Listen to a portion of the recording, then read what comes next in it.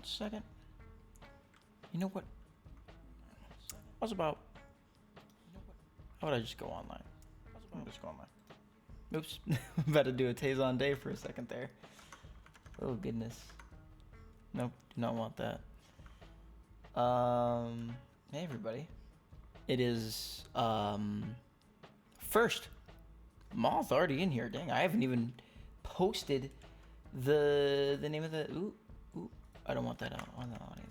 But yeah, I haven't even like posted anything about this yet to any of my websites or friend groups. So well, shout out Moth already in here. Thank you for being here. Yeah, I'm just gonna post this to the internet real quick.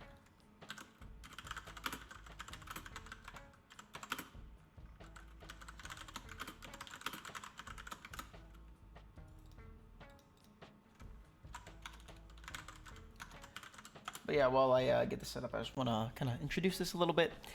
Every year, most years, I have gone on Twitch and I do a little wrap-up video saying, "Yeah, I think you know a homie of mine from my region." Oh, who is it? But yeah, every year I do a little wrap-up video of all my favorite albums of the year. And I've been doing this since 2019, even though, you know, I mean, since 2016, I've been talking about it a little bit. Yo, Cal? Syntactic? Cal? You know Cal? Valentine? Yeah. I'm a huge Cal fan, but I haven't talked to him in a while. Shout out to the friend Cal. We go way back. And on occasion, I'll see them on like Instagram, but I haven't said what's up to Cal in a long time. Shout out to my friend Zach in the chat right now too. They just moved back to Cal. Like shit, I never knew. Are they back in like? I know they went to UCR, but I forgot what specific region they were in. Maybe they were in like that area. Well, I'll have to talk to them on Instagram then and say what's up. Well, this. Typically, this is a much more streamlined stream because it's just straight up a VOD that I do where I just talk about it. But hey, good. That's great to hear. Shout out to Cal. And this year, the difference is the chat is going to be visible in the VOD, so that's cool. Cal's my go. Yeah, Cal's awesome. I'm very happy to hear that a random person knows about Cal. But yeah, great person. Okay. Yep. Albums of the year. Every year I have been, you know, I'm a big music enjoyer and I like talking about my albums of the year. And now this is the year where I do my big comeback because I haven't done this in quite some time.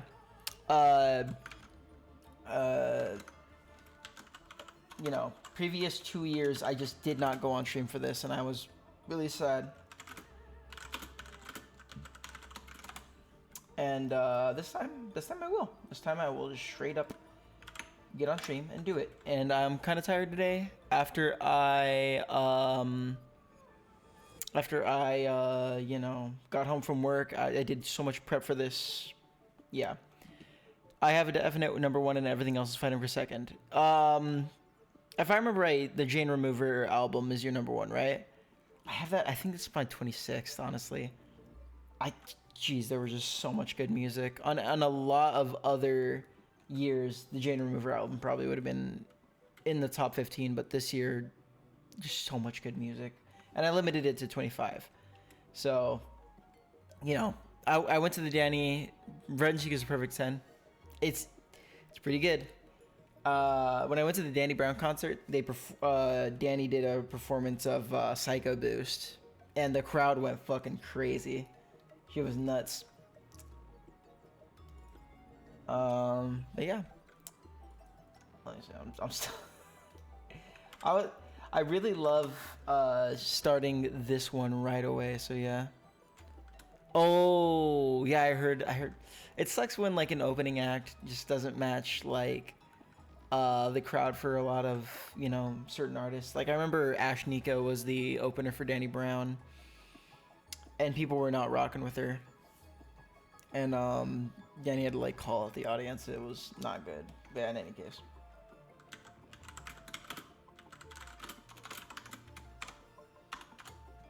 I wonder if I could like interrupt them. All of those guys are like.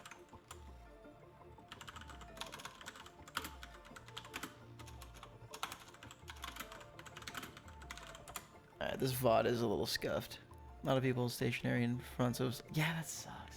It sucks, especially when like everyone. There's so many people that would like kill to be in that audience, But in any case, that just means if you go up and you're like the one cheering and like putting it on, like, and you're the only one putting it on your Instagram story, you're gonna get reposted by the main artist, Hold on. Okay, so that's the one. I think I posted this everywhere. I think everybody has been notified that I'm live, so that's pretty cool.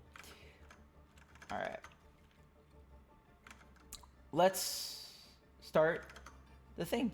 Again, as I said, I missed 23 and 24, and when I like thought about it again, I was like, I do remember like prepping my 23 list, and then I looked at my 23 list. I'm like, wow, these are not very. This is not like a list that I'm very proud of, And I did listen to a lot of music then, but a lot of like releases from that year. And then also, I do this. I try to do this like on January 1st every year, and around that time, like there was just a lot of stuff happening. I was going on a lot of like out of town vacations and all that, so I didn't really get around to it. And then 24, I don't know. I just didn't listen to a lot of like new releases from 24 from like artists that I really liked, but after the year was over, I re-listened to a couple, and I'm like, you know what? I think I'll give it to Shoo Shoo for the 2024 album of the year.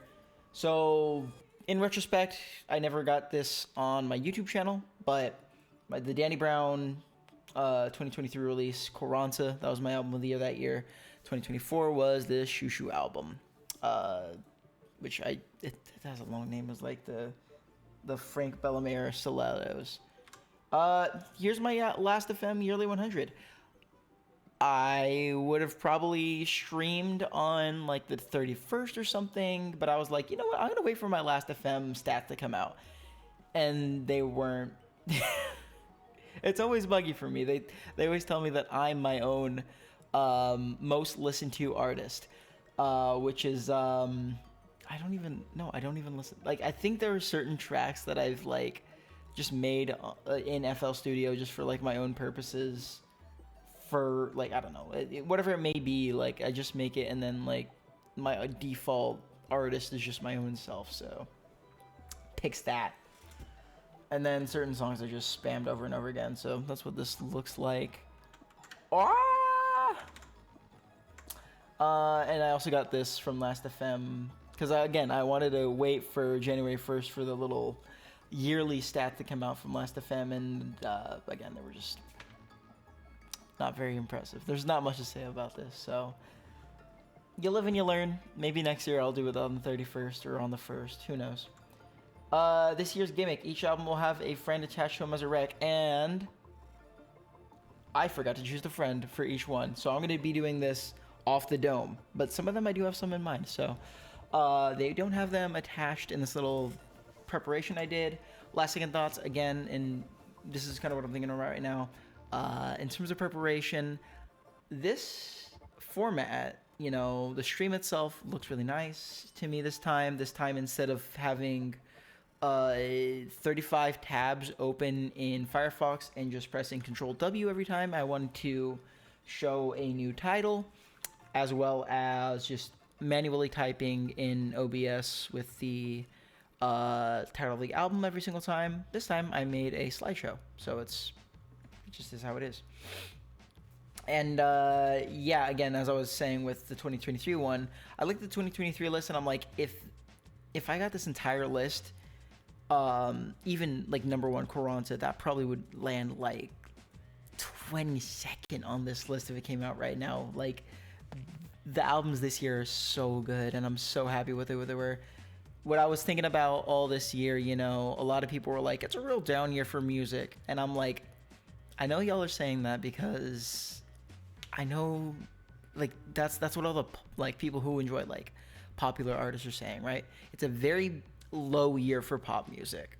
The charts are not really, you know, expressing a lot of new, fresh songs that are, you know, what was the song of the summer this year, you know, like, in terms of a new release. Meanwhile, last year, dude, there were so many songs of the summer.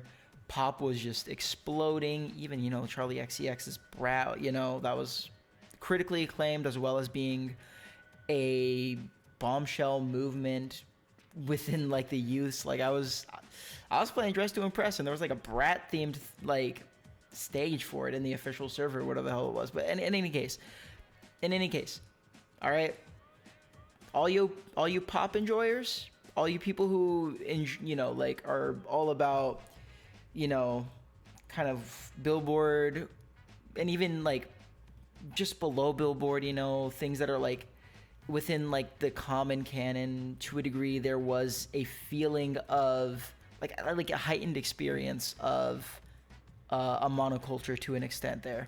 Imaginal Disc too, yeah, that was also on my year-end. Fantastic stuff for, you know, dancey, poppy tunes that everyone was just jamming to. And this year, it's the Snobs year, baby. The Snobs got their fucking explosion of some of the best albums I've ever seen in my life. The top 5 of this year for my albums is like the strongest top 5 I've ever seen. In fact, wait a second. Did I skip over it? Wait. Oh, okay, yeah, okay. But yeah, next up, also, like, along with the albums, my top favorite tracks of this year are incredible, okay? First of all, you know, like, this is usually just like, again, albums are the important thing here. Tracks, though, individually, like, and a lot of, like, most of these are just within amazing albums that I listened to this year.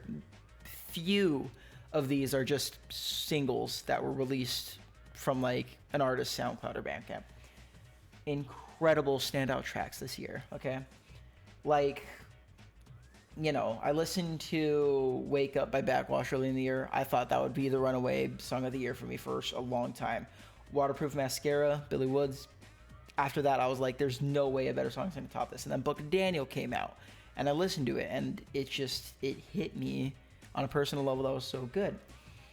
And then I've been just spamming Baile Inolvidable this, like, for weeks, you know. You can ask around. People will tell you that I've just been spamming that song, Porcelana by Rosalía, In the Names of Faggot Cav Boys by Aya, Music by Underscores. I listened to that live. It was an experience. POV by Clipse. That might be the song of the summer right there, okay? That might be the song of the summer. And then again, you know, Bunky Pop, Sleigh Bells, great song. Tom Cruise, Crimewave. That's Oomphy. Heat Death Aya, Milk of Madonna by Deftones, Misery. The list is right here, okay? I could go on and on and on and on and on, but the songs that released this year, we can't read the list.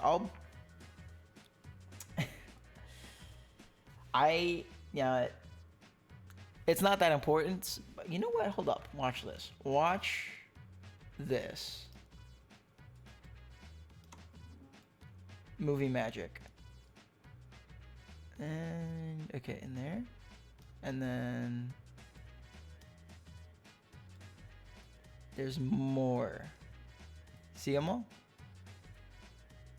You get the idea. Uh-oh. The transformation's all fucked up here now. Oh well. I think this might be... Whatever the case. Whatever the case, we'll rock with whatever it's going now. Yeah, Seeing Stars was a good song. Now I'm seeing stars again. Alright. I believe we're going to start off with 25. Chance the Rapper, Starline. The other thing I wanted to say is, in terms of preparation, I do enjoy how I did a slideshow this year, and it feels like the presentation's a lot smoother now with this. This will be the first year that I kind of didn't have any notes for any of the albums that I went into them. So this will be all off the dome.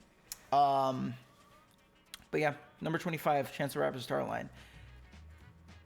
Probably, I've heard there were just an array of differing opinions on this one. For me, it's just personal, okay? Yes, some of the songs on here, I'm like, I was like, I need to skip this immediately. I need to fucking turn this off right now. But some of them, you know, Pretty is one of Chance's better songs. Also, this is kind of one of those things where, you know, an artist, you know, has a point in their career where everyone is like, ah, man, they really fell off. And then all of a sudden, you know, like they go through some personal stuff and all that, and then they make something else that's, listen, this ain't acid rap. You know, it's not even 3 at this point. You know, it's not 10 Day. But it's got Pretty and it's got Ride, you know, and that's if you're a big King Gizzard had to make, oh fuck my life. Listen, I forgot to put it on the list. I didn't listen to it. Okay. And the thing is, I've been talking with my friends about King Gizzard like this whole year, and that'll probably be my snub for the year. Okay. I listened to Dragon a lot this year. Dragon was so good. For my real fans. Hey John, I didn't want to say it, but my gimmick for this year was gonna be I'm gonna talk about a friend for each of the for each of these albums on here. John, you get this album. Skrillex did a crazy mix too. I did see that.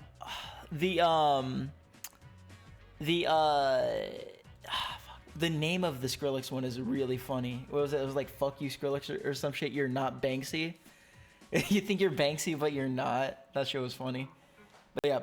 Anyways, this is one of those things where it's like, you know, like people have been saying recently, like, would you rather have an artist you really like, you know, make a bunch of bullshit after, or just completely like disappear?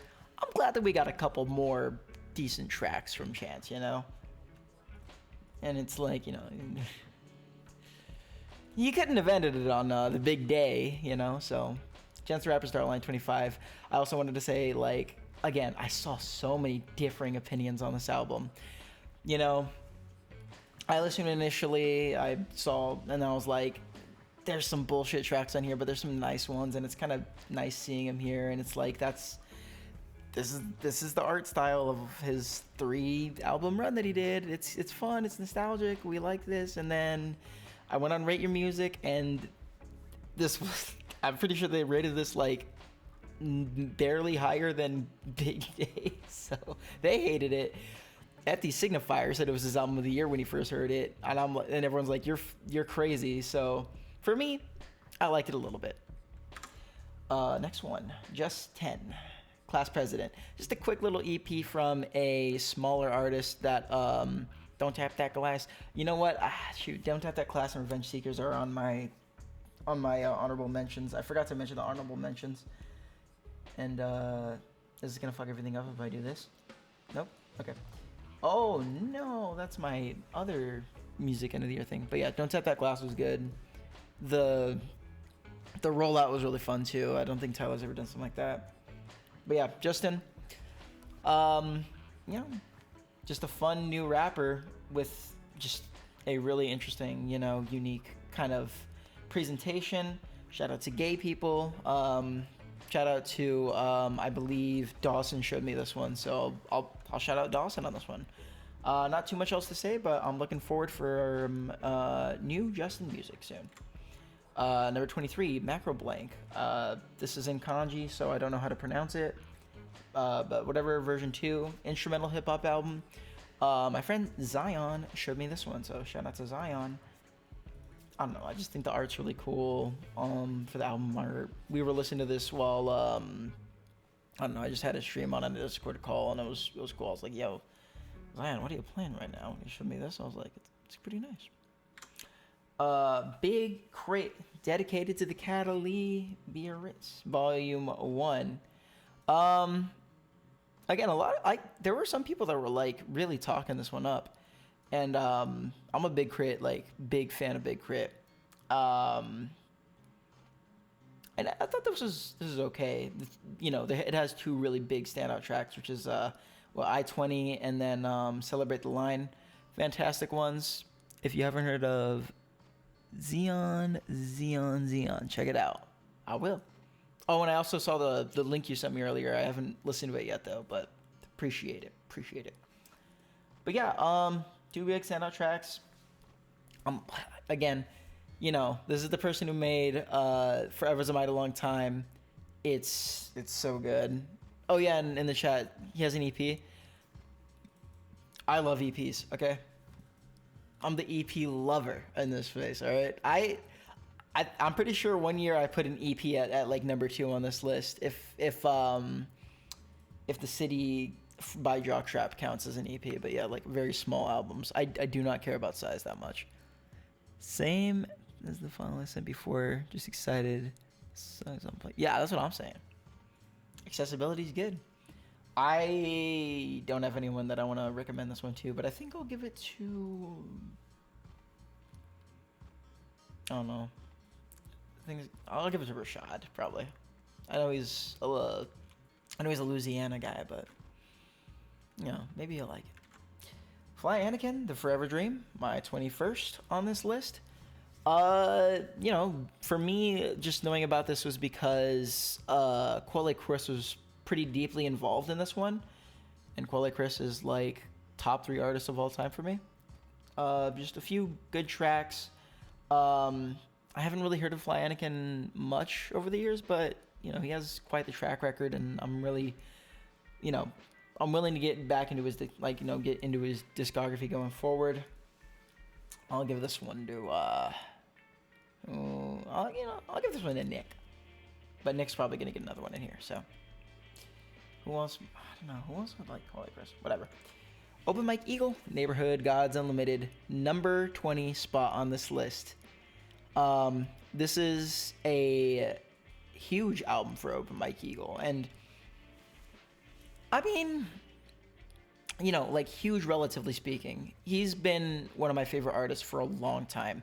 Special Episode of was one of my favorite albums and one of my most significant years of being a music fan. You know, the last time I did one of these streams talking about my favorite albums of the year was the 2022 roundup, and he won my album of the year for you know, Auto Reverse. And I'm very happy to see how much attention he's getting off of this one. In fact, I think there was a publication that gave him the number 2 spot of albums of the year. Now, also, I know not anyone in here has been in here for my previous streams of music albums of the year, but I do a thing every year because there's always one album here. And I think, well, I did mention this at some point in the group chat, but this one, it's great. Okay, I'm very happy for him. He's one of my favorite artists ever. This album receives the AS Specific Award. I give this out every year to like at least one album, but this one very much so encapsulates it. It was okay, but I didn't really like it, to be honest, and since the album before this was much better, and this makes me want to listen to that one also, this one doesn't make me more popular. Again, great album, it's great, but he's been along for a long time, been making some amazing albums, and this one is pretty good, and that's a crazy reward. Listen, one year I just did it, and then the next year I was like, huh. And then the next year I was like, huh. And you know what? Listen, okay, no shade. But I do it every year. The list has been getting pretty big. And even the 2023 house one, I'm gonna be. I don't want to like. I don't want to be too negative because, you know, artists that I like and all that. But yeah.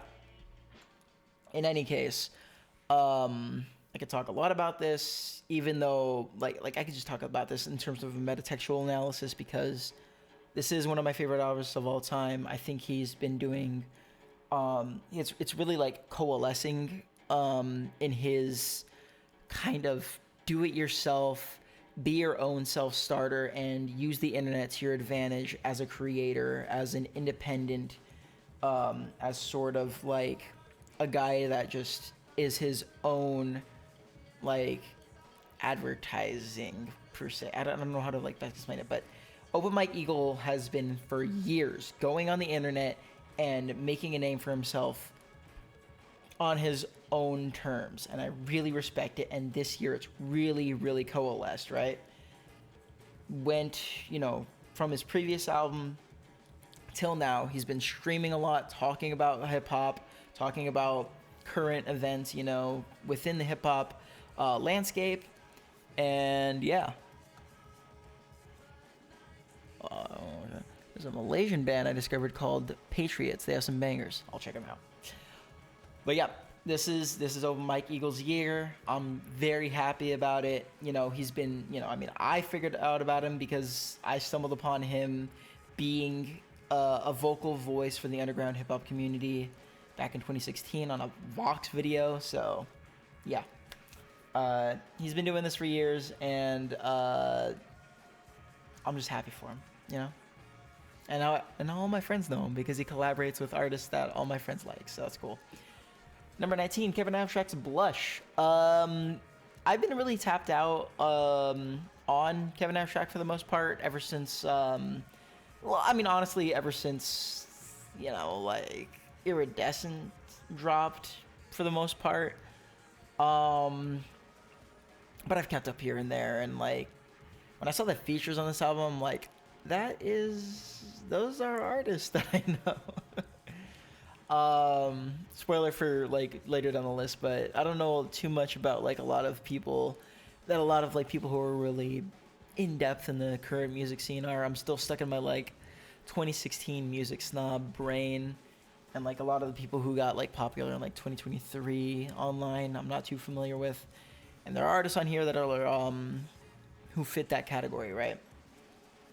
But the kind of like you know, the raw, visceral, introspective stuff that's on here, along with a lot of the instrumentation being really nice as well, the hooks being really catchy, just a nice album. But because I don't know enough about the metatextual aspects about it, I don't think I can make as clear of a distinction of the quality of these songs as someone who's more tapped in might be. So there's that.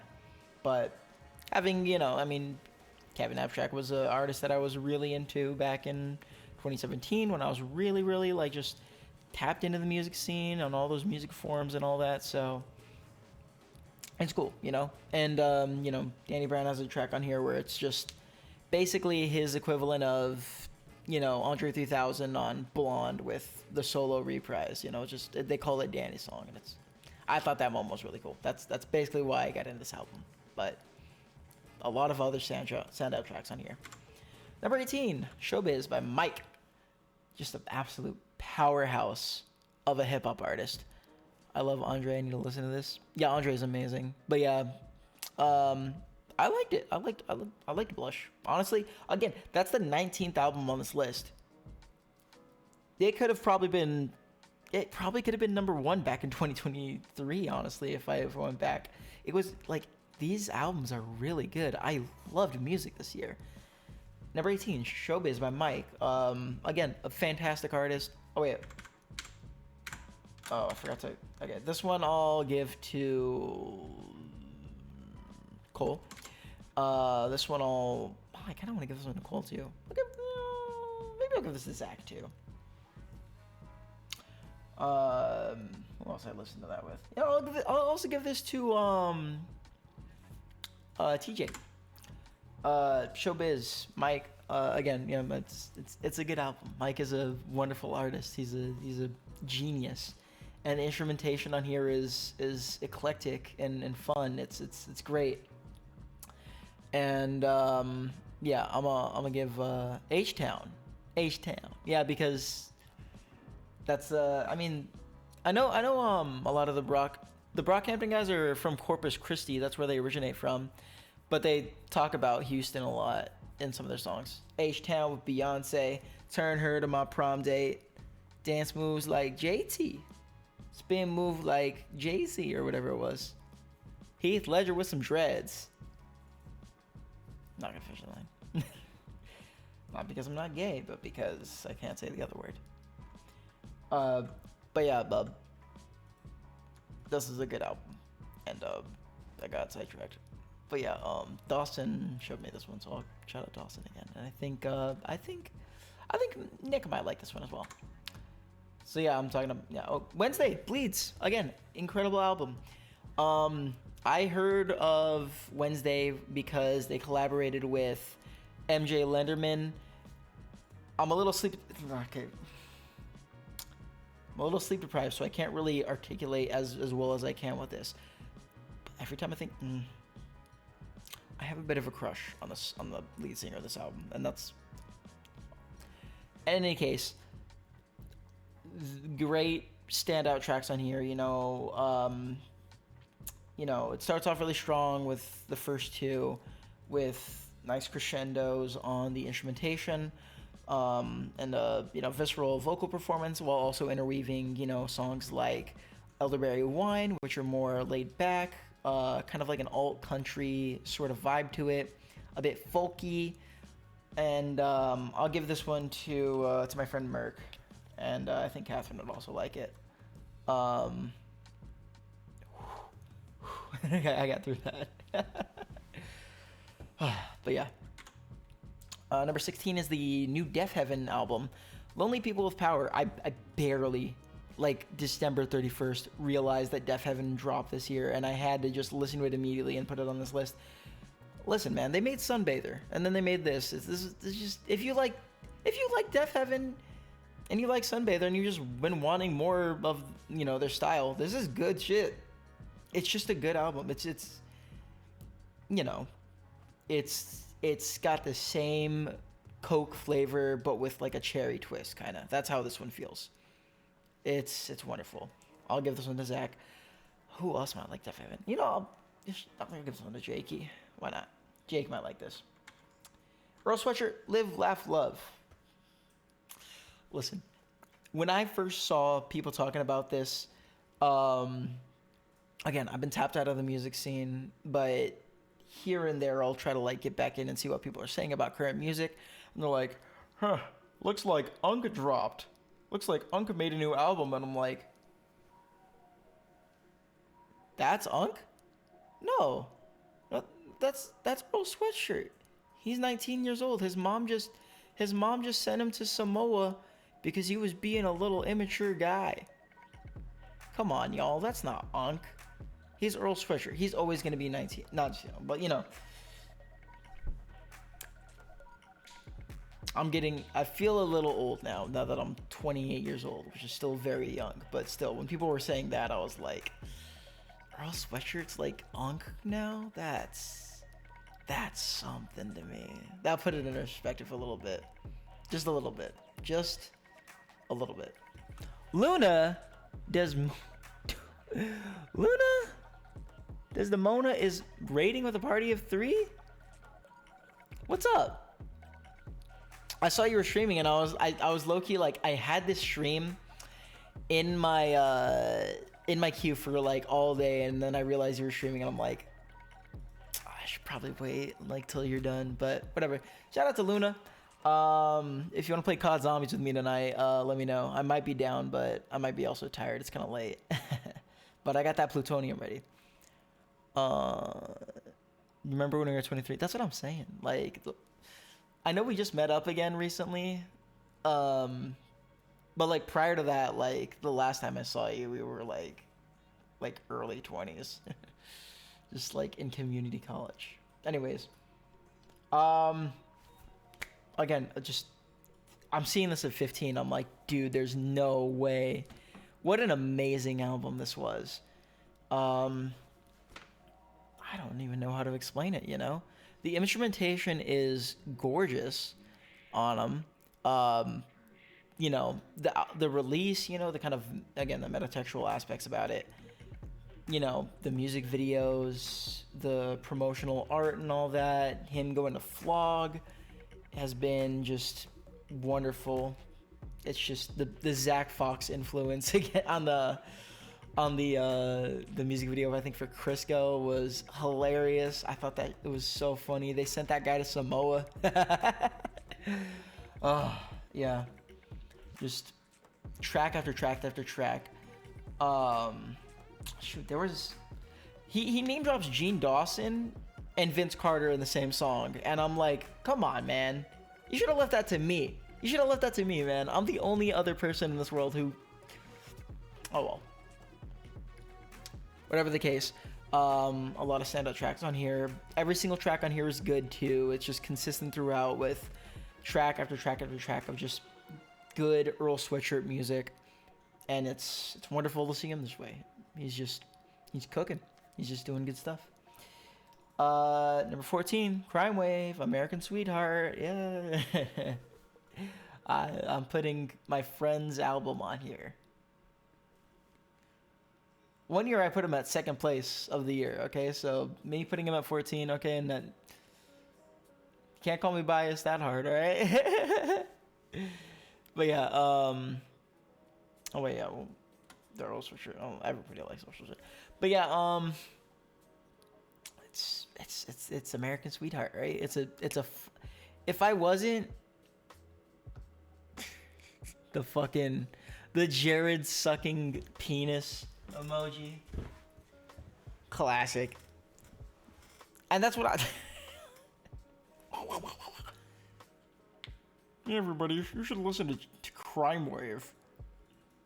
Oh, I'm just saying, even if I was, you know, not at all affiliated with the guy, hearing Tom Cruise and just hearing "movie" at the very start of the song. I have a review for this album and I never put it out. I was gonna put it in this stream too. Oh well, I'll put it out at some point, just because I have to put things out, man. I gotta create. And I don't know, banger after banger after banger. Okay, Training Mode is really good. As I said in my review, like, aspects about this album, it's the same reason that I like every other thing that my friend Jared has created. It's wholly his own, okay? This is just all of his things that he's made. It's just reflective of bullshit that he's been talking about within the current time that he's living in, okay? Ace, thanks for showing up in the stream. Good to see you, Ace. But yeah, you know, like, it's he has a song in here called Marcus Don't Know. Like, who else is gonna, like, title their song and, like, have a bar in it about the Counter-Strike skin that he uses? And, like, no one really, like, talks about the operative skin names in Counter-Strike, even if they do play it, you know? They're not really an aspect about the game that people were like, even, you know, in the height of, like, the skin trading, where, you know, like, it's not a knife or, like, a gun or, like, an op or, like, a sticker, you know? It's just, it's a character that you can play. And he likes Marcus Devereaux. That's his favorite operator. You know? Him just saying "movie" at the start of the song, talking about Tom Cruise like that. It's like, it's just Jared, okay? Pointed out some more singles earlier, you know, and She Sucked My Dick had a little clip of Shad saying that, you know, him putting G. John, like, again, what I really appreciate about Jared's work is that it is, in the end, very specific to him, and, you know, to a degree, self-indulgent in a way that is, first and foremost, wholly his own, and also in a way compelling. You know, it's expression, and I think that's wonderful. And in this one, it manifests also with some random kid that he found playing Counter-Strike, buying some beats off of him by paying for it with, you know, Counter-Strike skins.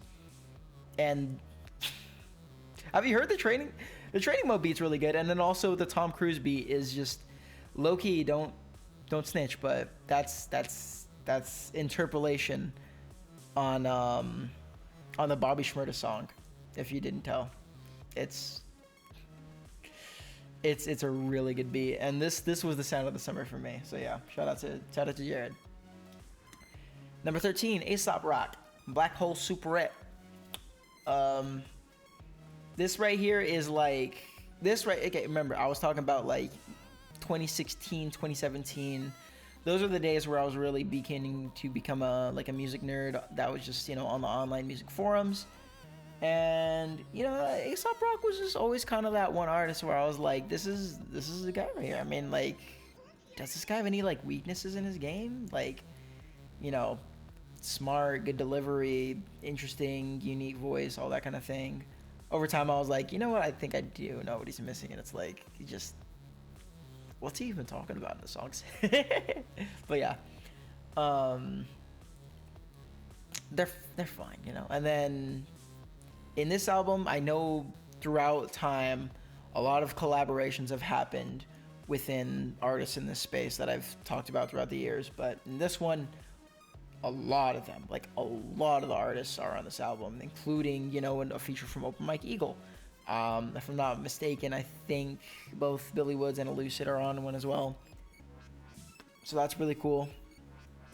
And again, this is the first Aesop Rock project I've heard in a long time, I feel like.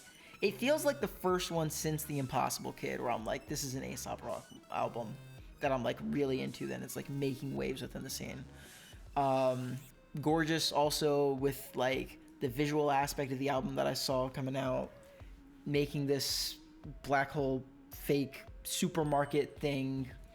It's interesting. I like it. I'm just into it, you know. And I don't know. I'll give this one to Nick too, I guess. I don't know. Oh, also might like Harry.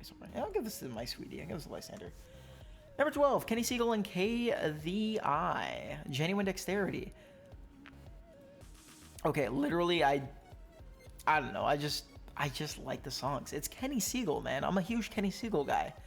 This year, like, okay, for the past, like, I would maybe say since around 2019, that was like the last year where I was like, you know, Kenny Segal might be the greatest, you know, producer of this generation of like underground hip hop artists. Just beat after beat after beat, which is so good. And then 2020 till 2024, I was like, you know, he was on collaborative projects, making, you know, beats for certain artists that I liked. And I'm like, well, I don't know. It hasn't been, I don't know if anything beats like Hiding Places or So the Flies Don't Come, you know, like on the production. This one, he killed it. He killed it. And K.R.I.T has some great features on, great verses on here as well. An artist that is, again, a long-time veteran of the game that I just have not delved into the discography of. But, you know, they gotta respect him. Performs very well on this one. And I'm pretty sure Quali Chris has also got his fingerprints on this one too. So, you already know. Number 11, again, Jesus Christ. Barely misses the top 10 here, but it's just, God, this is such a good album. What can I say about Little Simz that has not already been said, all right? Just one of the greatest artists of this generation. Maybe, you know, possibly like the best, you know, UK-based, you know, hip-hop artist. At least, you know, starting from 2019 to now, you know, with, you know, oh shit, I forgot the name of the one, but you know, like when I first heard Venom back in 2019, I was like, this might be the next new artist. Everyone liked it, so I might be Introvert. I was like, I like the other one better, you know. But yeah, again, this album has a song called Lonely, and that is always a plus for me. I'm a huge sucker for songs titled Lonely, and it's a good take on that concept. You know, Thief is an amazing track. I did have like a sour opinion on this at first because this is one of the first songs that I heard on this. It was a single that released. Shit, what was it? It was the one with the music video that had a decent amount of views on YouTube. I can't remember, but I was like, I don't know what she's doing here. And then the rest of the songs, you know, Free were really good. The little like, basically, you know, it was a skit basically, of like talking to her brother. But it was a song. It wasn't just a skit. It was really heartfelt, I think, and it was really, you know, touching, personal, you know, raw. I love that. And God, you know, there's a 6-minute song on here, and it's not like drawn out, like instrumental based. she spits for like 6 minutes, dude. Again, she's an absolute powerhouse of an artist, and she always has been. But god damn, you know, this one, she was rapping like her rent was due. I know it's a very thing. Oh gosh, my freaking 6 minutes. Yeah, I mean it was a long one. I mean, again, I like long songs, but you don't get a lot of them with, you know, a lot of hip hop acts for the most part, because hey, making all those rhymes is kind of difficult. Okay, it's hard to, but it was like a fucking ballad. I swear to God, it was so good. And the first time I heard it, I was just like, oh my God. If someone told me that if this was my first day on Earth and I didn't know what music was, and someone's like, hey, listen to this. This is the best song ever made, and this is the best artist ever made. I'd be like, you know what? Yeah. I don't think you're lying to me. You could convince me totally that this was the best artist of all time just by listening to this album. But again, even it's 11th. Now we're in the top 10, baby. The top 10 albums of 2025. Some of the best albums I've ever heard. Right here. I'm so excited. Number 10, Clipse. All right. Everybody's got this in their list. I've had this at like, this has been all over my list. Just today, I had this album at at 6 for like months. It was at 6, and then just today I put it at 10. I re-listened to it. I'm like, it really is as good as advertised, and the standout tracks on here really stand out. I think there are other stronger albums that released this year, but in terms of albums that are going to get recognition from the rest of the world, in terms of albums that are, you know, yeah. And Zach, if I'm not mistaken, I don't think you're really gonna be too big on this one. Clipse had to be on here on God. Exactly, you know. If I'm not mistaken, last time I talked to you, Zach, you're not a big Pusha enjoyer, but hard to deny how this was kind of a standout for me. Okay. I liked it. Number 9, Armand Hammer, Mercy. Okay. It's Armand Hammer. All right. I'll try it. Okay. I appreciate you. I appreciate it. Love Pusha. Oh my God, the chat box is so tiny. Baby streamer. Love Pusha when you help. Baby streamer. When your Clipse was doing it again, he had to listen. Exactly. It's a big moment for the music world. Okay.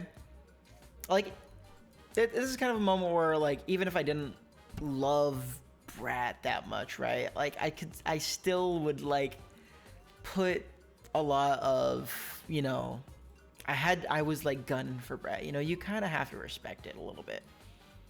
And still, even with that being said, I loved what I heard on the Clipse album. I don't think I have to recommend that to a friend, because like, who hasn't heard it? I'll give that to Lele, because it's my little cousin, because I did give it to her. And then I was like, oh, you're not talking about this in your little friend groups at college? Number 9, Armand Hammer, Mercy. Zach, if you haven't heard it yet, at least, you know, Tyler's on one of the songs, and it's a good song, so try that one out at least. The music video is kind of fun. It just released. Armand Hammer, Mercy. Come on, like, I don't even. I'm again. I haven't really thought about this too much, but it's just hard. Like, this is just a good album with fantastic instrumentation. You got some, like, a plethora of good producers on this. Great features as well. The Pink Shifu feature on the song is really good. Again, my fave, you know, or top 3, Quelle Chris on one of the songs on here. I think 2 actually. So, yeah, again, this one I didn't do as much studying, but I just listened to it over and over again, compelled by a, you know, arguably one of the most incredible, thoughtful, genius artists I've ever been able to witness live in Billy Woods. So I wish I could say more intelligent things about this album, but for now I could just say I had a lot of fun listening to this album. I thought it was genius, and it was just, it had some great features as well. So yeah, I probably can't say anything better than what other critics can say about this, because it is as good as those critics say it is. Number 8, Deftones, Private Music. Obviously, you gotta put fucking Deftones on here, man. God damn, what a good album this was. Holy shit. It's Deftones. What do you want me to, like, again, that's they're one of the best artists to ever come out. Luna, if you're still in this chat, they're from the city. They're from this is from Sacramento. All right, like Death Grips and Smosh. You got Death Grips, Smosh, and Deftones to come out of Sacramento. Cultural hub right there, baby. But yeah, one of the most legendary groups of all time. They come out and they make another banger of an album. Honestly, this feels like one of their better albums in their discography, you know? Like, time will tell, but I think once all is said and done, this might go down as like top 3, you know, in the end. You know, White Pony's still probably like, again, time will tell, but like, what an amazing album. Milk Madonna is so wonderful. Just pure essence of Deftones without feeling completely like a rehashing of their entire discography so far. You know, it's they're not phoning it in. This feels like they're not just, you know, making a cash grab of an album. This feels like they're out there making a good Deftones album because they want to make a good Deftones album, and boy, did they succeed. Number 7, Backwash, Only Dust Remains. Wake Up was such an incredible song. History of Violence, maybe, you know, listening to that, it felt slightly clumsy with the lyricism, but in the end it also was very yeah, shout out Deftones, obviously. Like, oh yeah, and that one I was gonna give it to my auntie because she's a big Deftones fan, but I haven't heard her talk about it yet. But I just don't talk to her as much. In any case, you know, that Backwash is one of the, also just of this generation, one of the most prominent voices, I think. One of the most, oddly, she is well respected within circles of you know, just music nerds for the most part, but I feel like in terms of discussion, she doesn't really get discussed enough. You know, collaborated with a lot of artists that I really like. And yeah, Wake Up is just such an amazing song. God, Wake Up and History of Violence are two of the most important songs, I think, of the year. Just, and if they were big, influential songs that, you know, push the narrative, push the needle, enter the zeitgeist in any way, I think it would have, you know, they would have made a huge impact. And in any case, you know, and at the very least, this album really does say a lot of things that ought to be said. It's more of the same when it comes to Backwash in terms of having strong delivery, being strong in your convictions, and saying things that need to be said within the world, and making your voice heard, while also just having some of the most, you know, one-of-a-kind, visceral, hard-hitting, industrial instrumentation behind such unique, you know, energized, powerful voice as well. So I don't know what else you can tell me about this. It's more good Backwash in a time where we need Backwash. So yeah, God, another legend just making another banger. Number 6, Sleigh Bells, Bunky Becky Birthday Boy. This one is definitely carried by my own personal experience listening to the album.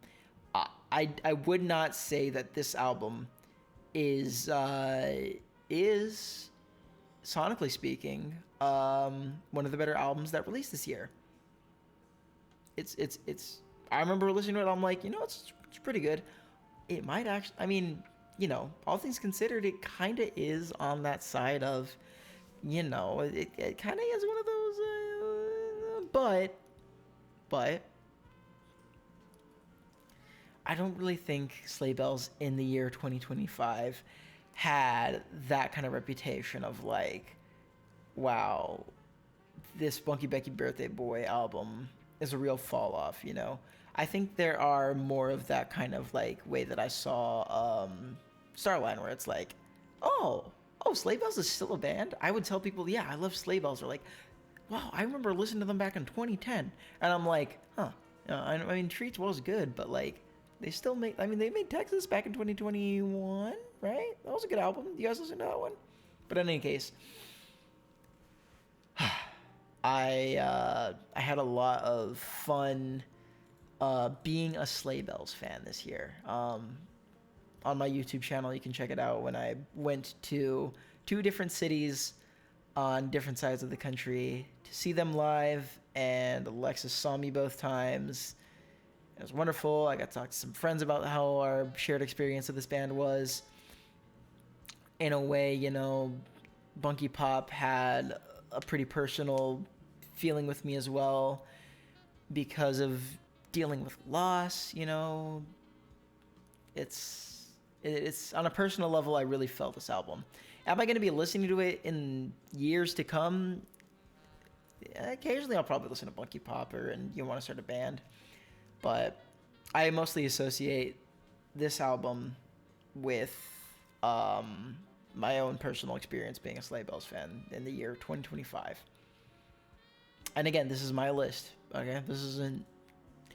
I do kind of feel a slight urge to make this list as close as possible to an idea of these are, in my opinion, if I were to stake a claim of the top quality albums that released in the previous year, rather than these are the albums that I liked the most. I had the most enjoyment listening to them. But in any case, I mean, no, like, yeah, I like this one, and I'm a big Sleigh Bells fan, so it's that number 6.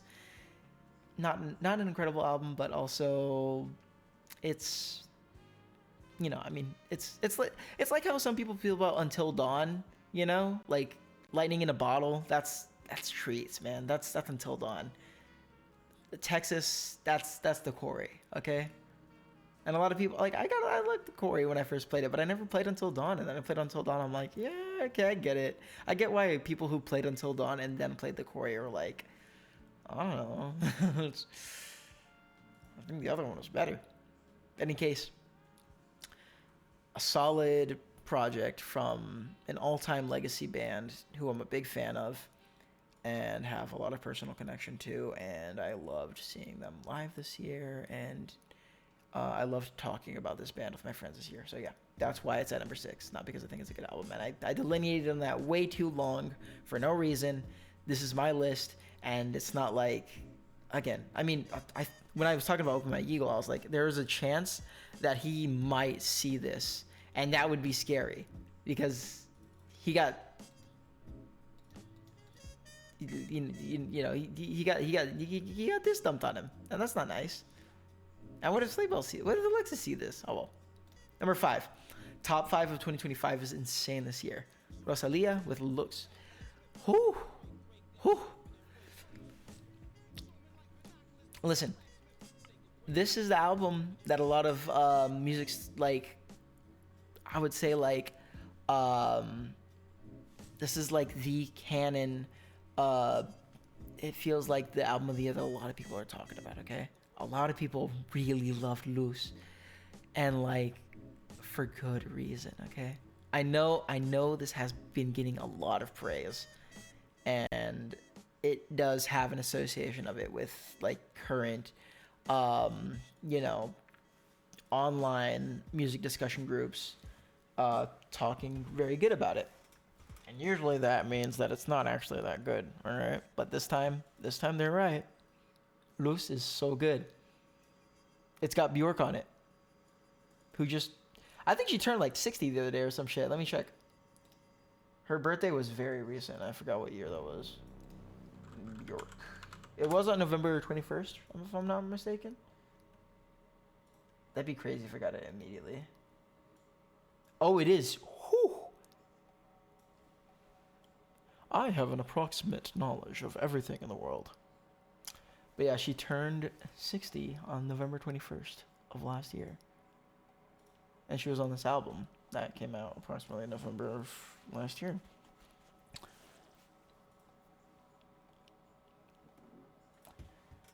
In any case, yeah, it's an album that a lot of people have been rightfully, you know, calling very good. And there's a line in here where for no reason someone says, 7th heaven? Oh, no, I want the 8th heaven. And that, like, sleeper agent woke me up because that's my name in Samoan. Which is... Who would ever, like... Okay, well, like, why would my name be 8th heaven? It literally, like, that's my actual, like, real first name translated. Which doesn't make a lot of sense. So, like, I'm not going to hear that word for my entire life just randomly out in the wild. And then I hear it now. At age 28. I want the 8th heaven. And if they said it in Samoan, I'd be fucking... Oh, that'd be actual sleeper agent. I think I would lose consciousness and just start doing some crazy shit if that happened. But I don't know. Randomly listening to a Rosalía album and I hear my name on it. But yeah, I mean, that's not even a standout track on here, like in the top 5, dude. I think that was Yugular, La Yugular. Great song, but also like Porcelana, it was just incredible when I heard it. Berain with featuring Bjork and Yves Tumor. Whoo! Oh, dude, what's Yves Tumor doing in there, dude? That shit was crazy. So yeah, really good features, and I would say on this one, initially when I first was listening to it, I'm like, all right, whatever. I think you guys hyped this up a bit too much. And then like halfway through, the songs just went fucking nuts. They were really good. And I just could not stop listening to Porcelana this year. So Rosalía with Luz at number 5. Big number 5, okay? Could have been album of the year any other year. I'm just saying. Number 4, Aya with Hexed. Random discovery for my part. Because one day I just was listening to Wish It Would Rain by Loft. And I was like, I wonder what else Loft made. And then it turns out that was a kind of temporary project of Aya, who was a DJ, who also made Hexed this year. And I was like, let me listen to Hexed. Blew my mind. This was such a good album. Loose, I'll give to,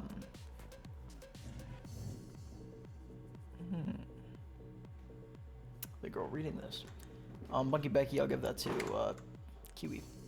But yeah, this one blew my mind. It was insane. This one also, while I'm on the topic of what friend I'm gonna give each album to, I'll give this one to, I still have her name saved in my contacts as Patricia, but she changes her name all the time just because it's awesome. Fantastic industrial sounding experimental album by a fantastic DJ with an absolute unhinged vocal performance as well, which I really appreciate as someone who, mostly does a lot of DJing stuff, making all these, mashup, kind of sample based things. Getting on the mic and just going insane is very appreciated in this kind of thing. Loved it. Also, what I also really wanted to mention about this, I am typically not someone who really is picky about how well engineered the audio is on an album. I'm fine, it's all just sound to me, it's like all the time it's like, I'll listen to this, does it sound good in the car? All right, it sounds good to me. This one, oh my God, this one was like candy in my ears. I forgot to double check who did the engineering on this album, but it's incredible. It's probably the most well-produced, mixed and mastered album I've ever heard. I've never had an album where I was listening to it and I'm like, this sounds so crisp. And again, I'm listening with these headphones that my sweetie got me, just off the internet, just looking up headphones. And they still sounded amazing, you know? If I got my studios, they'd probably sound really good too, but yeah. Aya, Hexed, I was a fan of Loft when she was Loft back in the day. Randomly found this and was blown away. It's just, so glad I was able to put them top 5. Getting to the top 3. These 3 might go down. I mean, so far, like, these might also be in my top 100, but these might be in my top 50, honestly. Number 3, everyone's talked about it. Actually, it's weird because some people have talked about it, some people haven't, and it just feels like it kind of got swept under the rug. Kind of feels like it doesn't. It's weird to say where it stands on current discussions. But Bad Bunny's Debí, Tirar Más Fotos it blew me away. I could not stop listening to it. Number 1 is Sabrina Carpenter. I've seen the leaked list. Okay, no spoilers, okay? No spoilers. And you saw the wrong list. That's my wife tier list, but that's tomorrow's stream. In any case, Debí Tirar Más Fotos was... God. Okay, low key, I'll steal a little bit, right, from fucking Lil Bill, saying that he felt like this was the, you know, like an equivalent to Bimbo Butterfly, and when I saw the parallels, I was like, it kind of is, right? One of the most popular artists within their genre of music, making a politically conscious, you know, album within the peak of their popularity, while also not having it be particularly revolutionary in its language, not saying exactly, you know, like Robespierre type shit, but rather, you know, it mostly being an emphasis on a love for all the culture that inspired what was going on through, you know, that led to the creation of this genre of music, right? Just, you know, like Baile Inolvidable is, you know, it's a salsa song that has features from salsa legends, and it also is a salsa song that, like, you know, it's just pure, like, salsa at its core, and it, you know, it kind of feels elevated, but it also just sounds like a lot of salsa songs that I've grown up listening to and enjoying, but also there's just something different about it. It feels strong, like it feels just a little bit better, you know? It's like peak salsa. It's peak Latino, like, music. The dembow is really good too, you know? Like, when I initially listened to Titi Me Preguntó back in like 2022 when it was coming out with Un Verano Sin Ti, I was like, dude, this shit is so sick. I don't know how you can do better than this, Bad Bunny. And now when I listen back to it, I'm like, dude, turn this shit off. Put anything from Debí Tirar Más Fotos in. This shit mogs that song, like all of them. Baile Inolvidable is a gorgeous salsa, like, tribute song, while also just being a beautiful, beautiful, beautiful, beautiful, beautiful song about a lost love that you once had. All right. Like, la vida es un fiesta y tú mi baile inolvidable, right? Life is a party and you're my unforgettable dance, you know? Just all the lines in there is just like, if you've had someone that just is, you know, this is the one that got away, but, you know, instead of being like a, you know, a slightly a bit better than, you know, saccharine pop song, it's a soulful, like, gut-wrenching, you know, love ballad. And oh my god, I'm only talking about, like, the most popular song in this album that I couldn't stop playing. There are like, just, and even initially when I first heard this album, that wasn't even the one I paid attention to the most. This is full of amazing songs. Turista, you know, along with the music video, like, talking about, like, the tourist economy within Puerto Rico, and, like, you know, like, even basically just like elucidating a bit on the general ethos of, you know, living in a place like Puerto Rico, and just also having the kind of juxtaposition of that with how white people see brown people. It's like it's something to be said, you know.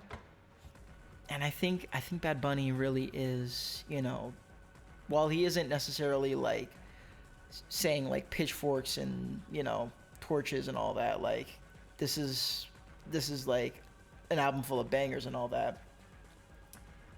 He is saying very salient points in this.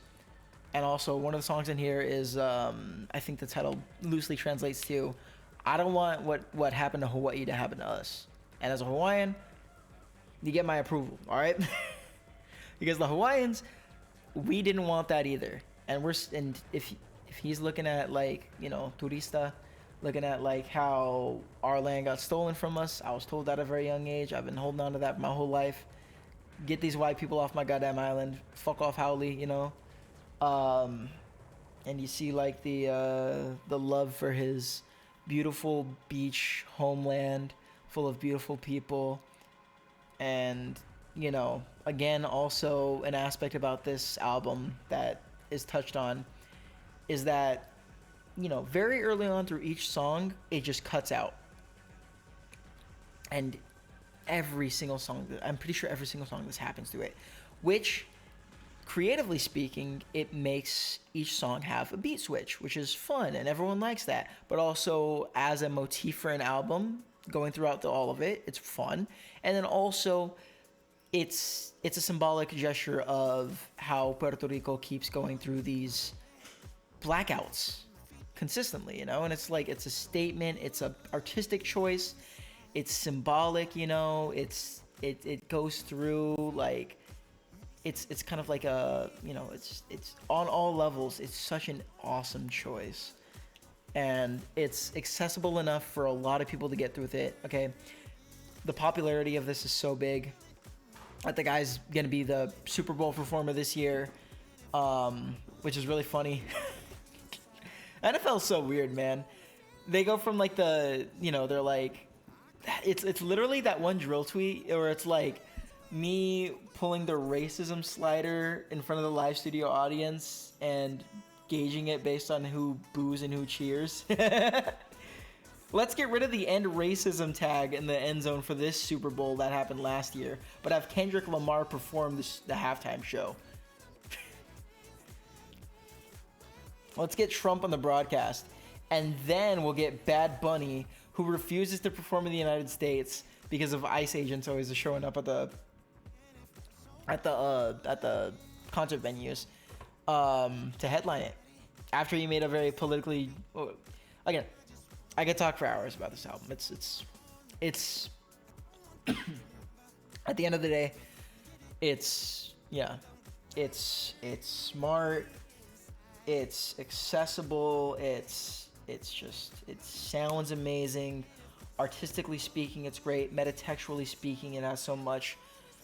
I like Benito. I think a lot of people have, like, you talk to anybody about him and they're gonna have an opinion about the guy that just, it doesn't tell the whole story. I think he's much more complex of an individual than we give him credit for, but also the people that have said in the past that, like, he is the guy that a lot of people back in the day were saying they thought Harry Styles was. He actually was, okay? He was getting on that stage wearing those girly-ass outfits and kissing boys on stage, all right? And I knew he was a good guy back in, I think, 2020 or whatever, when he wore a shirt going on, like, a late-night American television show with a name for, like, that said, like, justice for a recently murdered trans girl that was in Puerto Rico. So he's been good this whole time, all right? Is he? And, you know, the old heads are saying he was immature brat kind of. And again, Titi Me Preguntó was such a banger, and, you know, it's like the chorus is like, my auntie keeps asking me why how many girlfriends I got. I'm like, today one, another tomorrow. So yeah, the old heads are probably like, this is just some like womanizing youngster man slut whore, and then he makes a salsa, like an emotional salsa classic song elucidating on the struggles of his country, as well as heartbreak, with salsa legends, as well as just like a Puerto Rico legend in here, and also the visuals on the YouTube talking about Puerto Rican history for each song is really wonderful. I've talked way too much about this. I don't even like. Oh God, it's such a good album. Welcome back, Moth. What was 5 and 4? Let me go back. 5 was Loose by Rosalía, and 4 was Hexed by Aya. And here's some more that you might have missed. Do you like any of them? Look, there's Jared. But yeah, those are the other ones you missed. Cool. We can a little round up. But yeah, that's my number 3. Number 2 and number 1. It was between 2 of my favorite artists of all time. And I had a really tough time deciding who would be number 2 and number 1 for a long time. Okay, just I was deliberating, and for months I had them tied at number 1. I was gonna like, okay, 2025 will be the first year where I have a tie at my number 1 spot. In the end, I made a choice, and my number 2 spot is Danny Brown Stardust. This is my favorite artist of all time, making an album that is like so, like, I needed to hear it right when I heard it. Okay, I was sitting in my office in my cubicle with my nice job. People woke up and told me they love me with little messages, and I hear Danny's song to start the album. It was just, yeah, him talking about how he went through hell. All of his previous songs all of his previous albums were talking about, the hellish life that he lived, the rock star lifestyle that he lived that was ultimately self-destructive. Talking about a lot of his regrets in his life, and this is his post-sobriety album where he drops, and he's just, a much more emotionally mature person, old, and also, the whole vibe of the album is a lot more poppy, upbeat. A lot of the songs are talking about, like, pretty much all the songs, if you listen to just what he says, and that's what I mostly got out of it, was like, I want you to be a good person, youngster, because I lived a rough life, but just by believing in myself and making sure that I followed, my heart, I was able to just clean up, and I'm really proud of the person that I am now. And now I'm just, trying to look forward to the future of music as it is. So yeah, and given that this is my favorite artist of all time, thanks, Zach. And again, I mean, you're in here too. You're a day one of mine, and you're here listening to me talk about this album.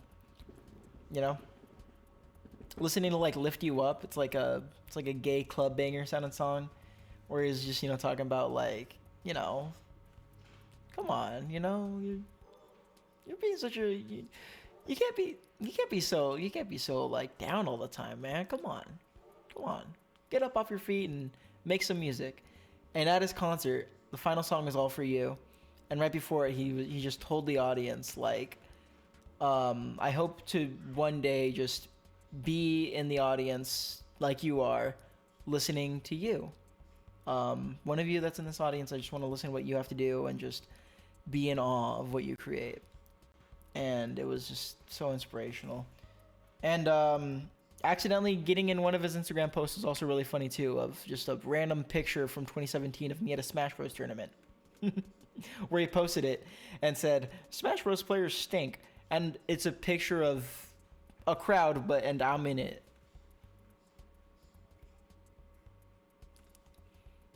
This is my favorite artist of all time. It's funny. What the heck? I gotta like ban this guy. Thank you, Zach. You're in that photo. Yeah, I'm in that photo. That's all, you know what? Let me. Can I like really? I could probably. Ooh. I don't want to like show too much. Let me just hide that real quick. Let me go to my YouTube channel real quick. Thanks for the big band.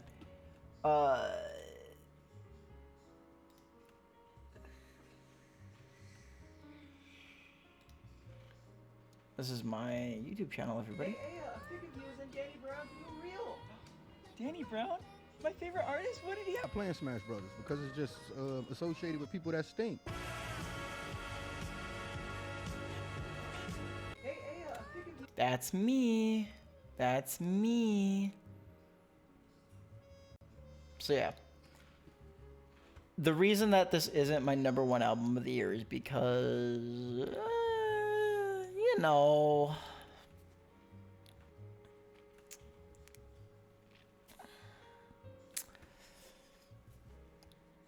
going into the album, there were questions going into it, right?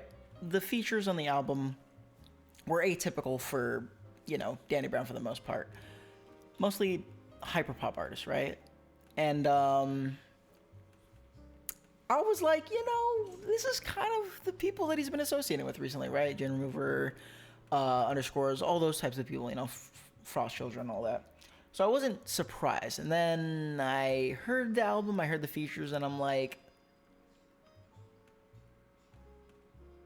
where are the black people? You know, it's like, I'm just going to say it.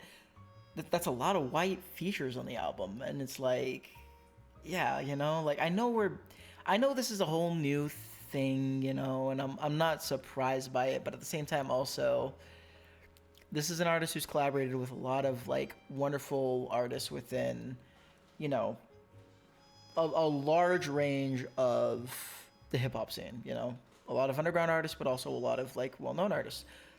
He has an album. He has like a feature with Charlie XCX. Like he's collaborated with a lot of people. Now that being said, on his like main solo projects, he typically has features that are hip hop artists. And like some of the artists on here, I'm just like,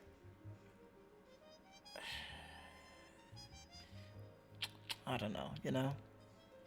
I'm again, it's cool that like my favorite artist is like he's very trans affirming and all that, you know, and he's you know cool with all these people that are, you know, in that scene. As someone who, you know, like I'm basically following his entire like path as an individual, you know. 2016, just complete dog shit year for me, and then Atrocity Exhibition came out. It's like my favorite album, you know, other than Triple X, which again, you know, following my life. And then as he becomes a better person, I'm becoming a better person as well. He's replying to me on Twitter and all that, and now he's in this spot, and then I'm like, yeah, you know, like the poppy sound does kind of work for him a little bit here. He can rap on anything, and at the same time, I'm a little skeptical on some of the like additions to the album, you know. But that's just me. I know people in this chat are fans of some of the artists that are featured on this album. For me personally, I don't know, you know. I just don't know these albums. Like Namja is on this album as a feature. That's the only other like black person on here, and I'm just like, I don't know. That's just me though. I'm being a little pedantic, but that was the part where I'm like, eh. And then I saw one of the songs on an 8485. Me too. You know, like the features just didn't. Like I don't hate those artists, but like they just. Other than Quadeca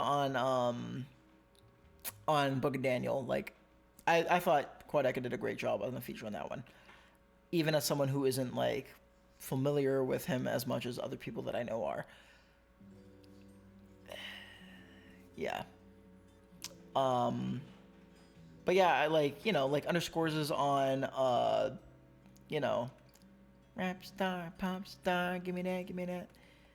But it's like Danny's rapping, he's hopping on the beat, dancing on it pretty well, and then all of a sudden it's the signature, you know, stripped back instrumentation followed by the vocal style of underscores, and it kind of just feels like an interruption, and it's like, like it's the fit isn't really there for me, like it is, and again, this is a very personal story told by Danny Brown. And then other artists are just kind of plopped on there, it feels like, Again, I don't like hate these artists, but at the same time also like I went to the concert and it was a very specific group of people. And I was like, these people are pretty these people are pretty it's like such a weird demographic to me, Like they're cool, but like also like I went to the concert, I saw so many like trans lesbian couples kissing, and I'm like, this is what it's all about right here, baby. And then I also like went to the comment section on some of the songs and I saw what people were saying with Roblox profile pictures, and I'm like, I don't think you appreciate, like, I don't think anyone in here like knows this artist the way I do. And I already made my little spiel about it, like instant reaction in my car on my lunch break after I listened to this at work when I first did, and how I was like, when did Triple X become a mixtape? That was the first studio album he made with Fool's Gold. He got money from Fool's Gold to make that. That's not a mixtape, right? Am I misremembering? That was never a mixtape until like recently. That was always whatever. I feel like I'm a historian of this artist at this point, and it's like, and he is a legend, Everyone I talked to about this was like, oh, Danny Brown, yeah, I remember him back in the day. Like, what is going on here? There's an insane amount of things to talk about this, but at the same time, the aspect of this being basically, to a degree, like a pop album, in the way that like pop albums are best experienced when you have full context of the pop star themselves, right? This is why, in my opinion, Taylor Swift is as revered as she usually is amongst pop snobs, because like the Taylor's version ones, those ones, you kind of like on their own, sure, they're good songs-ish, right? But if you understand kind of the context of what she's coming from, knowing the full ethos of it, it enhances the experience. With Danny Brown as well, this is a pop album in that knowing Danny Brown's journey really enhances the experience. And since I have been part of this whole journey, I feel like I really got a lot out of it. And there's a lot of people out here, based on what I've seen, where I'm like, you have to know more. And yeah. So what could possibly be better than Danny Brown? Well, as I always say, all right, there's my favorite artist, who's Danny Brown, and then for my money, the greatest artist that I've ever had the privilege of seeing while alive is Billy Woods. And this year, Billy Woods dropped my album of the year, which I'm not going to say that word. It's a word I can't reclaim, so I'm not going to say it. But it's his album that he made this year. Oh my God. Taylor Swift? I mean, hold up. Hold up. I get up.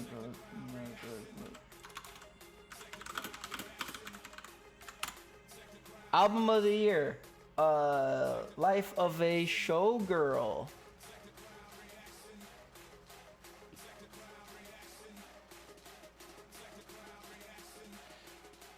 But yeah, it's Billy Woods. Billy Woods. The greatest artist I've ever like listened to.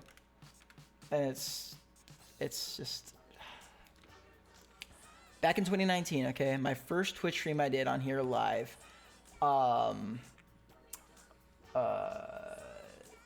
was my 2019 album Wrapup. And going back on it, I was really embarrassed because I put 100 Gex over Hiding Places. No Miles Davis. He's dead! He hasn't made an album this year. Miles Davis did not make an album this year, John. I'm gonna get Sforz on you. I'm gonna get Sforz on you. Where the fuck is Sforz at? Anyways, yep, there it is, right? And look at that. That's Gene Dawson in the thumbnail. Cause I was a big Gene Dawson fan back then. Oh my god, that's Miles Davis, Life of a Showgirl. He did not make that, right? Oh my god, no, that's even more embarrassing. I put this at 3. I put Billy Woods at 3. No. Is your magic alive? Wait. Did I? Oh, by McKinley Dixon. I didn't, but I needed to. Re-rank? Fuck, dude. I remember seeing that, I'm like, all right, I gotta listen to this before the year ends. But yeah. In any case, I'm not. The top 5 is set for sure, okay? These are legacy, okay? This is, again, on a self-indulgent note, back in 2019, on my first embarrassing stream of my favorite albums of the year, I put Billy Woods' Hiding Places at number 3, and I put, 100 Gex over it, and that original Hiding Places album is like, no, there's no way that is an album of the year for me. It's, on a personal level, that was like the album of my, it's just an extremely dark piece of art, personal, visceral, everything you can possibly say. Just like, oh god, I can say so much about this album too, but like, Hiding Place is just insanely good, and Checkpoints is like song of the year, 7 years running at this point. It's so good. They're fighting in my chat, by the way. Whatever. Yeah, and on a personal level, again, I was like, this year I was like, I think I might rank Danny Brown as number 1 and Billy Woods as number 2. I'm gonna do it again. I'm gonna snub Billy Woods again, and Billy Woods will be snubbed by a album with a lot of hyper pop on it that just hits me on a more personal level. And I didn't want to do it this year, okay? I'm just gonna give it to the best album. And at the same time, also, this is just, it was the album that it's perfect. This is a perfect album.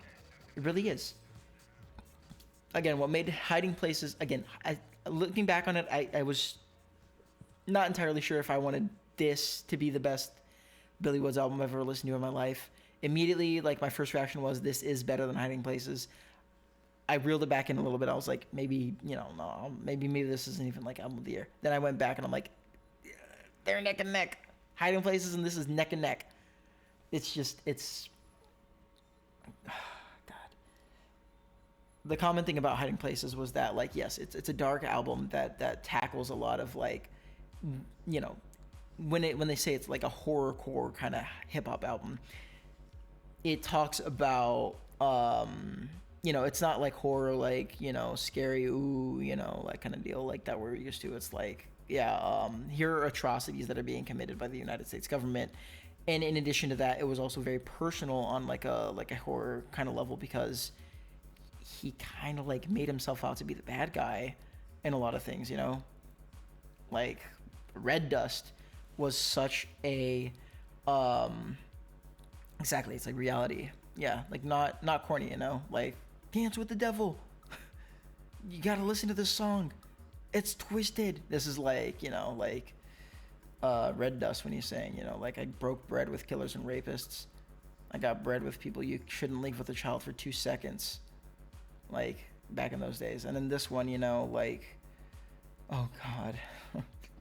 my number 2 song of the year, Waterproof Mascara, where he's saying, like, how his mom was, like, again, the beat on that one too is just like a woman crying, and he talks about like seeing his mom like crying on the stairs, and he's saying like, he was like wishing who was dead, and then he died.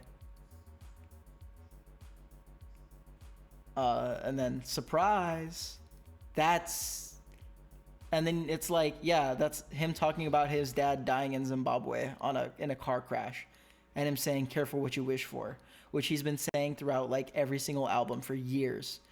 Like, Jesus Christ. Yeah, let's dance with the devil. Yeah, I mean, oh, was I saying the wrong song? My bad. But yeah, like, God, like, when you first hear that, and you know, like, the backstory of that, it's terrifying. And then the rest of that song too, you know, like talking about Sylvia Plath and how he, you know, as a father, you know, is like trying not to. That's scary. It's really scary. Oh, making fun of that. Yeah, that's what I'm saying. But yeah. In addition to it, also, like, my initial reaction to this was like, he summoned the gauntlet of producers. Billy Woods has worked with some of the best producers. And unlike on each of his albums, he's typically worked with one producer at a time for a majority of the songs of the album, if not all of them, right? His album Hiding Places was all Kenny Segal. You know, my favorite, you know, underground hip hop producer. And his beats were amazing on that one, especially Checkpoint, Spiderhole, Red Dust were so good. On this one, and you know, he did Ethiops with Preservation, which also another landmark of an album. This is Billy Woods' masterpiece. This is Billy Woods' masterpiece, and he consolidated all of the producing talent that he's gathered over the years for one just landmark album. And every single song has some of the best beats that each of those producers ever produced, just for one incredible album for Billy Woods. In terms of features, when I first initially remember listening to this, yeah, Ethiops was so good. When I first heard this, I remember I just felt like the features were also really good, and then I went back and I'm like, they're actually very minimal. Like, of all people, Despot is one of the features, and he's a feature on a song produced by LP on this album. It's wild, right? Again, as I've talked about a lot on this so far, this is a lot of these albums that came out this year are scratching the part of my brain that is activated when 2015-ish, mid 2010s, music discussion nerddom was really popping off. So, you know, I got a lot of Open Mike Eagle this year. I got to see Milo live again too, which was pretty fun. Rap Ferreira. And got my copy of So the Flies Don't Come signed. And, you know, Billy Woods makes a landmark album. Danny Brown makes a landmark album. Open Mike Eagle makes a big album that everyone likes. Quali Chris is back in here doing all this stuff. So, you know, and even Despot is in this, getting a song produced by LP on this album. That's nuts. The Preservation beat, I think he produced Waterproof Mascara, but I can't remember. Let me double check. Yeah, he produced Waterproof Mascara. Misery was produced by Kenny Segal.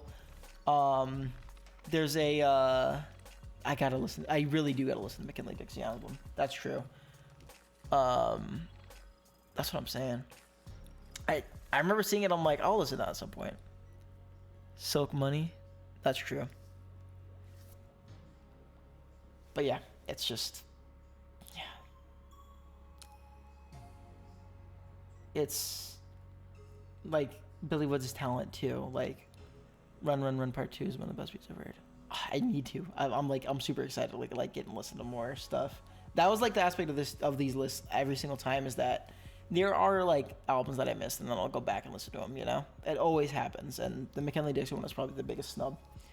But in any case, you know, Billy Woods' biggest talent, if I could just glaze just a little bit more here, is that yes, he pulls off the aesthetic of, you know, dark themes very well, but he also lyrically and just stylistically as well, as a whole kind of vibe, pulls it off so well.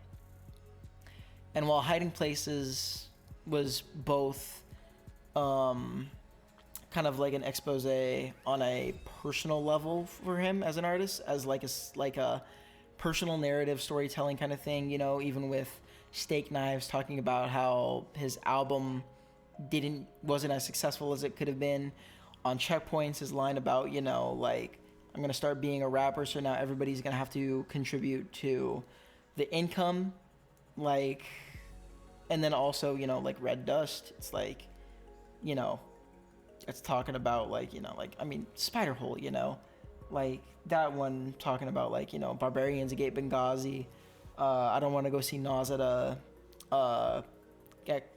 in an orchestra at Carnegie Hall, you know, getting weed from legal weed from a fake hole in the wall. It's a mix of, you know, extremely salient social commentary with, you know, like really, you know, not trivializing some of the atrocities that are being committed within the world, but and also kind of tying them into personal darkness that we all feel like within our own hearts, and tying it in with a narrative of the self that he's, you know, like constructed as an individual, while also, again, being very closed off as an individual. In all interviews, he censors his own face. He's very private, but also at the same time, you get so much out of his own personal narrative. And in this one, no, Nina? Oh, I forgot Nina, fuck. But yeah, in any case, that was what I really got out of Hiding Places, was that it's a mix of both a personal story of darkness as well as just an expose of darkness within the world. And in this one, a lot of people after I heard about it, what people were saying were like, yeah, it's like a dark album, and it's also like talking about the darkness of the world. And he just did it again. And in this one, I think, you know, compared to Hiding Places, he does a lot. It's Hiding Places kind of on steroids, even though I still like Hiding Places more, you know? That's just me. And there's a bit more, you know, sharp critiques about the world at large in the year 2025, which is a time when we all really needed to hear some people talking shit about the state of the world, because 2025 had a lot to criticize. You know, there always has been things to say, but goddamn, did we need just the genius of our days, Billy Woods, saying that type of shit. So, yeah. I don't know. There's still a lot of, like, you know, again, Waterproof Mascara is the dark stuff that rips at personal stuff within, you know, Billy Woods' own lived experience. But, and then also, you know, Black Xmas is on here, Misery is on here. They're sharp critiques about the world. They are talking about the pain that exists within the world. And I know the cliche has been said many, many times already, but, you know, like, good art disturbs the comfortable and comforts the disturbed, and this, never before has this been more true with this album. So I think that might be it for this stream. I usually don't have this many people talking in my chat when I do this. It's usually just me talking to myself for the most part, with maybe one friend in the chat like saying things sometimes, which might be the reason why I didn't end up doing them for the past 2 years. I just wasn't anybody to watch them, but I appreciate everybody being in here. And you know what? You want the live McKinley reaction, huh? Let me just do one. Alright. Let's give it a little quick one. Let's do a little quick one. Dude, is there like a... Oh, I don't have a live... You said Run Run Run Part 2, right? That's the one?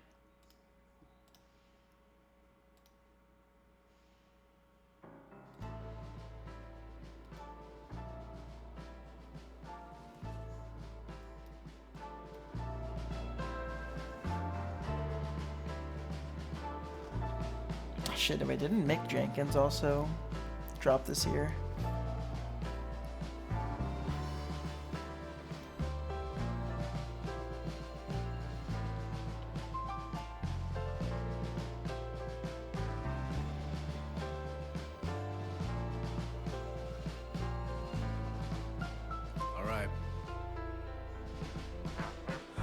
heavy, but it's never held alone. You keep it steady and you find your way home. A pointed finger and a kiss to my dome with a stare from the door that'll turn you ass to stone. Let's celebrate us when we step back on the street for the distance we went, using up all our speech, trying to yell out a spell to the heavens it'll reach. But for now, we keep running. If one day we'll be free, keep it running. Who am I if not mama's gun? Pop you in the lip once your mouth decided wanna run. Flowers grew out of the plots, limited by the runs, but the joy no more than fill the spots absent of sun.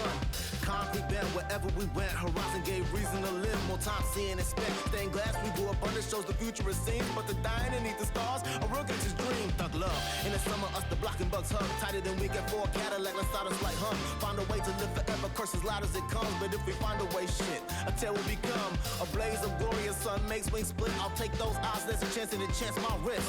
Story is beautiful as it is tragic. Put my finger, make you disappear. I still call that shit magic, boy. The heart is heavy, but it's never held alone. You keep it steady and you find your way home. A pointed finger and a kiss to my dome with a stare from the door that'll turn you as a stone. The celebrators when we step back on the street for the distance we went, using up all our speed, trying to yell out a spell to the heavens it'll reach. But for now we keep running. If one day we'll be free, keep it running. Corners coming up, better make shit spin. With my head out the window, sunlight up skin. Using grandfather's hands to carry out sin. When the world collapses, don't hold it in. No need to know where we gon' go. Last I saw, boys and souls. Will you be here when the story unfolds? Baby, please don't let my hand go. I need it. My target audience is everyone with heart. Came a long way from ripping heads off at the start. I look off into the distance and think I see you. I realize my eyes glistening, it couldn't be true. I'm proud of me, you be. That's the tool I used to measure, getting popped in the mouth. If you think it as is clever outside the ride, niggas smile wide. Gon' keep me telling stupid little kids thinking that this liquor lasts forever, boy. Breaks for the summer, I take them out for the fall. She tugging up on my shoulder, asking, is you involved? Baby, see the hurt and wonder why I do this at all. To rub them with golden fingertips keeps eyes raw. I've been watching over the land for many damn seasons. Tapping foot, rocking back and forth on the porch, baby, breathing. Please, Lord, watch over the boy while he is teething. Niggas turn sons to religion for all the wrong reasons. Fans, his pictures folded, faces cover the page. Palms reach up to God, yelling out all the rage. Why my love wasn't enough to keep his ass safe? Why they had to use him to beat him once at the stage? I don't know. But really, what a horrible scene. Now we stand up on the phone wire, what a balancing beam. I watch him from the rooftop, then he see the house lean. But at least house grass really got a certain green. Holy moly. Yeah. If I do my retrospective, that's probably I'll have to listen to it more. I'm a big no geese. I don't like the geese that much. I didn't really like the geese that much. Not in my top 25, but I liked it. That was really good. Thank you for sharing. All right. That's my within 2025. That is my list right there, everybody. I appreciate everybody for coming in, giving input. Send me more music. I will still listen to more music that came out this year. But yeah, again, thanks for keeping me company on this. Usually I just talk in front of a wall to deaf ears. And now this year I got so many friends in the chat to talk to while I do this. So, mwah, love you too. Hope everybody has a nice night. And it is late as fuck, so I'm going to go to sleep.